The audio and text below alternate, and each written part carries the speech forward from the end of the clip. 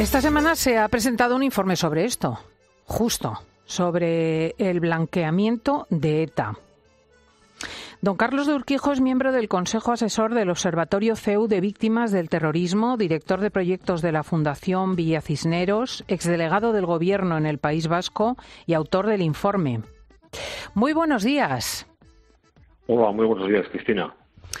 Verdaderamente conviene recordar que lo que aconteció con ETA no solo fue la muerte de cientos y cientos de personas, la generación de discapacitados y de huérfanos, de viudas, un trauma social, sino que, por ejemplo, ha provocado un exilio que ha hecho que muchísima gente que no piensa lo que ahora piensa Bildu no pueda votar en el País Vasco. Bueno, precisamente ese fue el objeto de un informe anterior que hicimos también con el Centro de Estudios de Formación y Análisis Social del CEU para denunciar esta situación, ¿no? Que del orden de 180.000 vascos fueron expulsados durante los 50 años de terrorismo nacionalista y no han vuelto a recuperar la vecindad administrativa y, por tanto, el derecho a voto, ¿no? Con lo cual tenemos ya un censo suficientemente adulterado, porque evidentemente estas personas no iban a votar a ningún partido nacionalista. Claro, es que en el País Vasco hay 1 millón, no sé exactamente cuánto, de habitantes. Es un territorio muy pequeño. No son los 9 millones de Andalucía o los 7 millones de Cataluña. Si estas 180.000 personas votasen, serían absolutamente determinantes. Pues efectivamente, ya digo que tenemos un censo adulterado y esa es una de las razones también por las que ETA ejerció la violencia durante 50 años, ¿no? Para conseguir, a través de las armas, imponer su proyecto independentista y totalitario y comunista, ¿no? Y para eso, pues, sobraban muchas personas, sobraban aquellos que fueron asesinados y sobraban aquellos que se oponían a ese proyecto totalitario, ¿no? La cuestión es que, desgraciadamente, a pesar de que durante unos años el Gobierno de España, especialmente cuando estuvo José María Aznar al frente del mismo, se pusieron todas las medidas del Estado de Derecho para acabar con este estado de cosas, pero después vino en el año 2004 José Luis Rodríguez Zapatero para cambiar de nuevo la situación y legalizar a quienes habían sido expulsados de las instituciones, es decir, a los que eran entonces miembros de Euskal Herria Rock, de Batasuna y de Batasuna. Claro, esto lo denuncia también el manifiesto de intelectuales que se ha hecho ayer público en el País Vasco, que esta última negociación con ETA no ha sido como las anteriores. Lo digo porque mucha gente de izquierdas te dice, es que negociar con ETA lo ha hecho todo el mundo. Vamos a ver, negociar con ETA no lo ha hecho todo el mundo. Negociar con ETA fundamentalmente lo ha hecho José Luis Rodríguez Zapatero y luego ha continuado con esa política de blanqueamiento Pedro Sánchez tras la moción de censura del año 2018. Si me permites, Cristina, yo quiero recordar, porque mi intervención, que soy coautor, no soy autor, soy coautor junto con Rogelio Alonso y Fernando Lázaro de ese informe que mencionabas al principio, yo he hecho un cronograma de esta traición al Estado de Derecho de las víctimas del terrorismo y sí creo que conviene recordar cuál ha sido la trayectoria del Partido Socialista desde que Rodríguez Zapatero llegó en julio de 2000 a la Secretaría General del PSOE. Entonces, él, muy voluntarioso, exigió a José María Aznar que se firmara un acuerdo por las libertades y contra el terrorismo, que efectivamente se llegó a firmar en diciembre de ese mismo año 2000, pero a la vez le encargó a Jesús Oteguren, que era el secretario general de los socialistas guipuzcoanos, que negociara con Otegi lo que ellos llamaban un final dialogado de la violencia. Eguiguren se reunió en múltiples ocasiones en un caserío del Bolívar, en Chillarra, con Otegi, y a pesar de que después vino la ley de partidos en el año 2002 y en 2003, en marzo, el Supremo ilegalizó a esas tres formaciones que eran parte de ETA. El caso es que cuando llega Zapatero al gobierno el 14 de marzo del año 2004, bueno, pues continúa esas conversaciones ya en Oslo y en Noruega, y bueno, pues se decide que hay que relegalizar al mundo de ETA. ¿Qué ocurre? Pues que hay elecciones al Parlamento Vasco en el año 2005 y de repente aparece un partido comunista de las tierras vascas que era absolutamente desconocido, sin ningún tipo de estructura ni candidatos, que tuvieron que coger a lazo a 8 mujeres y a un hombre, y sacaron 9 escaños.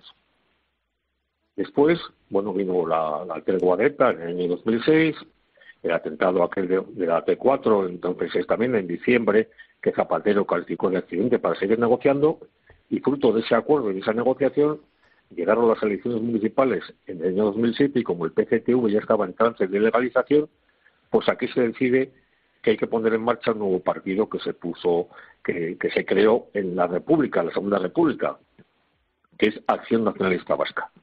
Entonces aquí, bueno, pues negocia Zapatero con R. Batasuna qué candidaturas se recurren y dice bien que solo van a recurrir las de aquellos municipios en las que la presencia de lo que ellos llaman izquierda abertzale es irrelevante. Bueno, pues así, después llega también la ilegalización de Acción Nacionalista Vasca, que en su momento no se consideró oportuna porque decían que no había indicios. Después ya llega la ilegalización y ya llega la traca final, que es mayo de 2011, cuando ya Euskal Herria Bildu, la marca actual, a pesar de que el Tribunal Supremo dice que es una continuación de las promociones ilegalizadas, 4 días después de aquella sentencia del Supremo, un Tribunal Constitucional con órdenes políticas claras de Zapatero dice que esa coalición tiene que ser legalizada, y así es.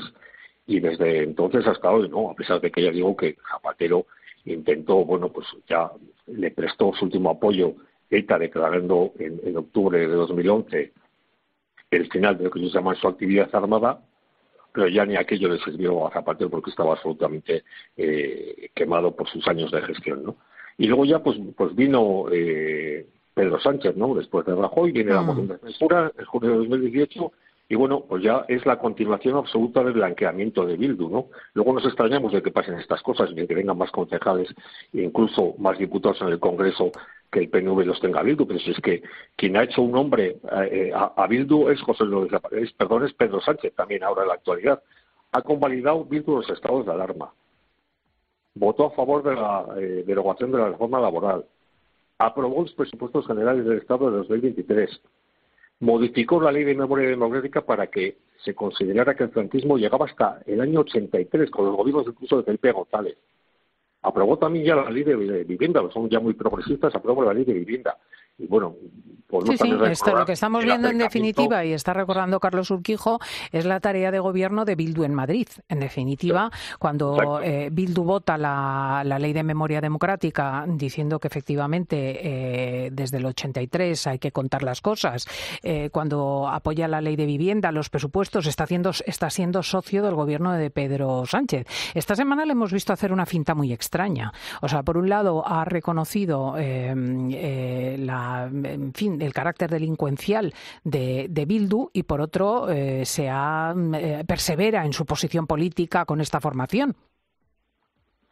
Pues efectivamente, pero es que es el maestro de la mentira, es decir, no tiene ninguna credibilidad. Una cosa son las palabras, pero otra cosa son los hechos.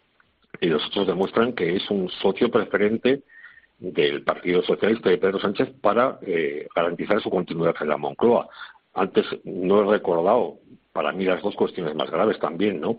De fruto de ese acuerdo para el sostenimiento de Pedro Sánchez, que es la expulsión de la Guardia Civil en Navarra y el acercamiento de los presos de ETA al País Vasco, que ya finalizó en marzo del año pasado y que están saliendo ya de las prisiones gracias también a la utilización torticera del Código Penal por parte del Gobierno vasco, que tiene la transferencia de prisiones también otorgada por Pedro Sánchez, ¿no? Por lo tanto, bueno, pues la sinceridad de estas palabras es como igual de sincero que Pello Chandiano cuando dice que pide perdón, se ha ofendido a las víctimas por sus palabras en relación con ETA.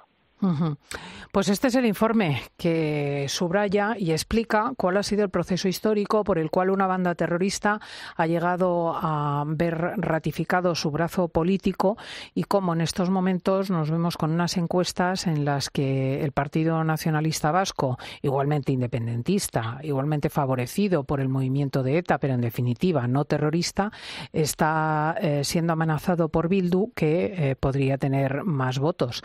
Realmente asombroso lo ocurrido en España después de tantos muertos y de tanto trabajo contra el terrorismo. Don Carlos de Urquijo, muchísimas gracias por estar con nosotros. Cristina, mira, si me dejas 30 segundos, sí que creo que hay un dato importante que dar, porque mañana son las elecciones y todavía hay gente que está en condiciones o puede estar en condiciones de reflexionar. En relación con la sinceridad de las palabras del candidato de Bildu pidiendo perdón si ha ofendido a las víctimas de ETA.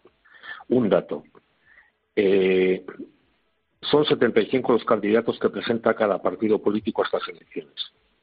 En el caso de Bildu, de esos 75 candidatos, 9 han sido condenados o por pertenencia a banda armada, o por colaboración con banda armada, o por terrorismo callejero. Es decir, el 12% de sus candidatos han sido condenados por estas circunstancias.